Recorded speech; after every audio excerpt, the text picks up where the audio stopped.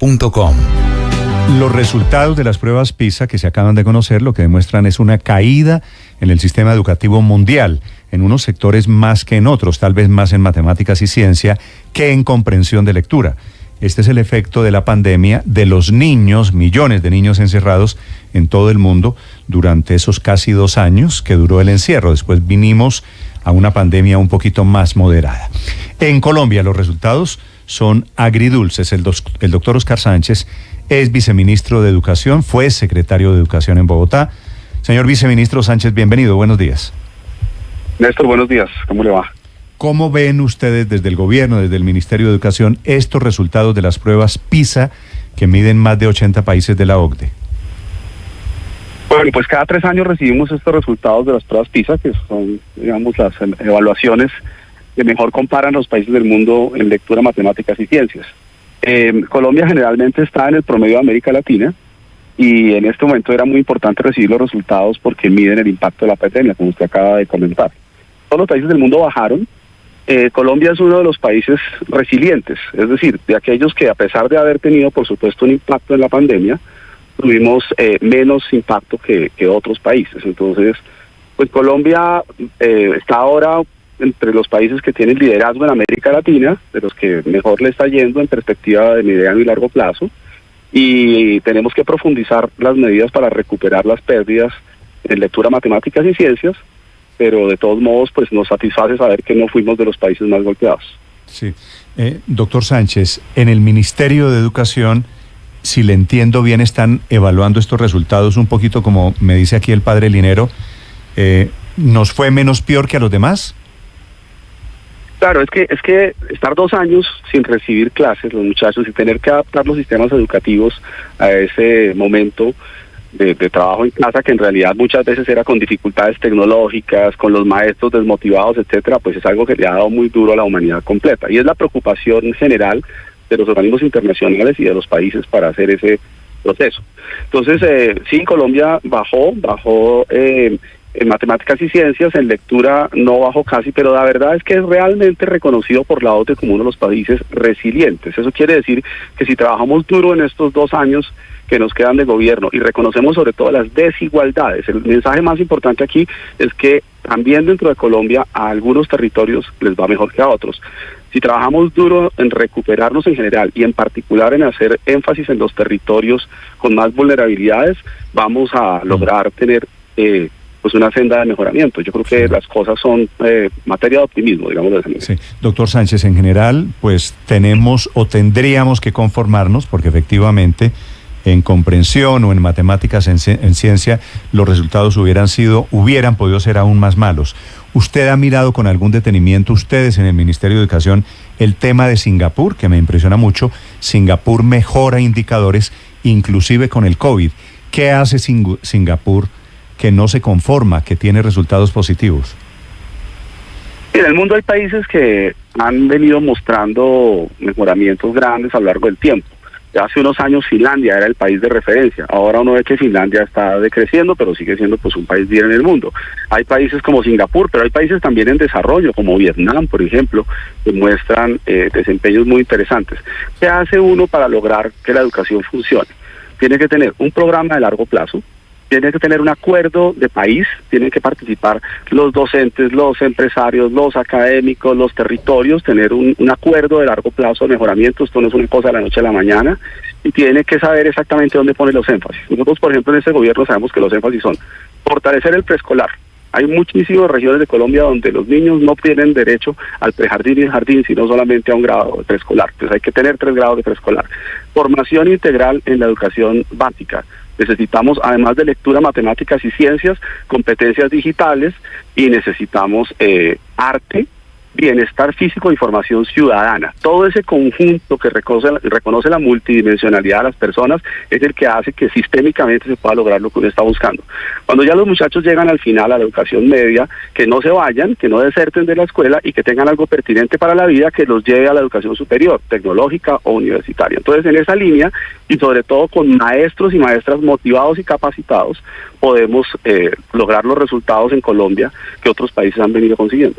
Sí, viceministro, leyendo el informe de las pruebas PISA y concentrándonos en matemáticas, dice, por ejemplo, que el promedio de los estudiantes colombianos frente a ese aspecto, a las matemáticas, fue inferior al promedio del 69% de los países de la OCDE. Casi ningún alumno colombiano obtuvo los mejores resultados en matemáticas, lo que significa que alcanzaron nivel 5 o nivel 6 en la prueba PISA.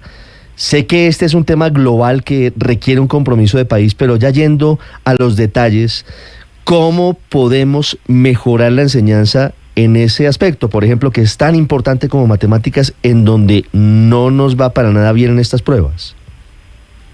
Sí, y históricamente, digamos, nosotros tenemos un déficit grande en competencias cognitivas, incluidas las matemáticas, también en lectura y ciencias. Y lo que pasa ahí es que hay mucho chico y chica que se nos queda por abajo del grupo, es decir, nosotros tenemos una gran distancia entre los muchachos que tienen desempeño satisfactorio y los que tienen un desempeño que no es satisfactorio. Lo mismo entre los colegios que tienen desempeño y los que no. Esas inequidades que suceden por niveles socioeconómicos, por no poner esfuerzos especiales en los muchachos que tienen dificultades en un mismo colegio, entre territorios, etcétera, hay que atenderlas. Primero, identificando las situaciones críticas, poniendo el esfuerzo donde más se necesita. Educar es ayudar al que tiene dificultades, digamos. Entonces, esa identificación específica de quien tiene dificultades es clave. Poner los mejores maestros, apoyar a los muchachos que tienen más problemas. En Colombia tenemos una herramienta que es el programa de tutorías. Es decir, hoy en día hay cerca de 4.000 profesores que ya no están dictando la clase a todos los estudiantes de su grupo, sino que están apoyando a otros maestros para que tengan mejores capacidades de trabajo en matemáticas y lectura específicamente. Entonces, fortalecer las tutorías es un asunto clave. Vamos a pasar de más o menos 3.800 que hoy en día hay nombrados a 7.400 tutores. Y vamos a trabajar en las áreas donde hay más debilidades y con los estudiantes que tienen más debilidades. Ya ese programa tiene una historia larga en el país. Sentimos que es uno de los factores que explica por qué Colombia está mejorando en relación con sus vecinos de América Latina y lo estamos profundizando. De hecho, ya en este preciso instante estamos en la contratación de los nuevos tutores para el año próximo. Sí. Señor viceministro, acaba de decir usted en una respuesta algo que me parece muy interesante, y es que con maestros capacitados mejoramos el nivel de educación en Colombia. Le pregunto, ¿usted cree en Singapur los maestros se dejan medir, se capacitan permanentemente, mejoran, no hacen huelga? ¿Usted cree que en Colombia es posible mejorar el nivel educativo con los maestros que tenemos hoy en día? No tengo la menor duda. En Colombia tenemos heroísmo en muchísimos docentes del sistema público. Cuando yo fui secretario de Educación en Bogotá, nosotros fuimos evaluando el nivel de compromiso, digamos, de empoderamiento, de motivación y también fortaleciendo las capacidades de los docentes. Entonces, claro, hay docentes que están desmotivados, hay docentes que tienen más compromiso con su trabajo, que entienden su poder. O sea, el mensaje es, maestra, maestro, tú tienes un enorme poder. Lo que hagas o dejes de hacer con tus estudiantes les cambia la vida. ¿Cómo se construye ese empoderamiento? Pues dándoles oportunidades a los profesores, diciéndole, miren, estos lo han hecho maravillosamente, aquí están los 10.000 profesores ejemplares de Colombia, los tenemos identificados, qué es lo que hacen en sus aulas, por qué sus estudiantes los quieren, por qué logran resultados, por qué logran que los muchachos tengan altas expectativas y vayan a la universidad. Identificados esos profesores que tienen liderazgo, las redes entre maestros hacen que los demás emulen a sus pares que están mostrando que se pueden hacer cosas grandes. Y por otro lado, los maestros deben ir a las mejores universidades a hacer sus posgrados. Tenemos 25.000 becas para que los profesores vayan a las mejores universidades, como ya lo hicimos en el pasado. Entonces yo estoy perfectamente convencido, Néstor, de que los maestros de Colombia, si se les da la oportunidad, si se les dan los recursos académicos, muestran resultados sobresalientes. Lo he visto toda mi vida. Sí, usted dice hay 10.000 profesores ejemplares en Colombia. Nosotros hemos venido haciendo procesos de identificación de buenas prácticas. Tenemos una estrategia que se llama Poder Pedagógico Popular. Llevamos 77 encuentros regionales y es impresionante las prácticas maravillosas que todos los días descubrimos. Y nuestra herramienta es que esos maestros ayuden a los demás. Sí. Y fuera de esos 10.000, los otros 490.000, ¿en qué categoría están? Entonces ahí tenemos toda clase de situaciones. Usted tiene gente muy desmotivada, tiene gente que el conflicto armado, por ejemplo, los desplaza, los confina, Usted tiene maestros que tienen niveles académicos muy limitados, las facultades de educación tienen distintas capacidades, las escuelas normales superiores necesitan ser fortalecidas. El desafío es muy grande para lograr que todos los maestros de Colombia tengan un nivel excelente. Tenemos muchísimos muy buenos, centenares de miles muy buenos, tenemos algunos que necesitan mucho mejorar, pero pues la idea es que los que son sobresalientes, los que son unos héroes, pues sean los líderes de sus compañeros. Eso es lo que estamos haciendo. Y las facultades de educación y las escuelas normales. Abrumadoras en cualquier cosa, 10.000 de 490.000 es la minoría, viceministro, pero quiero preguntarle por esto. Estoy viendo una investigación que fue realizada. Yo no dije que solamente 10.000 sean buenos, no dije que solamente 10.000 sean buenos. De los 330.000 docentes que tiene el sistema público, muchos son muy buenos. Lo que dije es que hay 10.000 que son heroicos, son absolutamente sobresalientes y están apoyando a sus demás profesores. Pero en Colombia el profesorado tiene muchas cosas muy importantes para mostrar. Hay problemas, hay limitaciones, pero de verdad que hay que ser agradecidos con lo que es el magisterio colombiano, de verdad, para Dios. Y dentro de esos problemas están las jornadas de paro. Tengo aquí una investigación que fue realizada por la Pontificia Universidad Javeriana entre los años 2000 a 2017 en el país.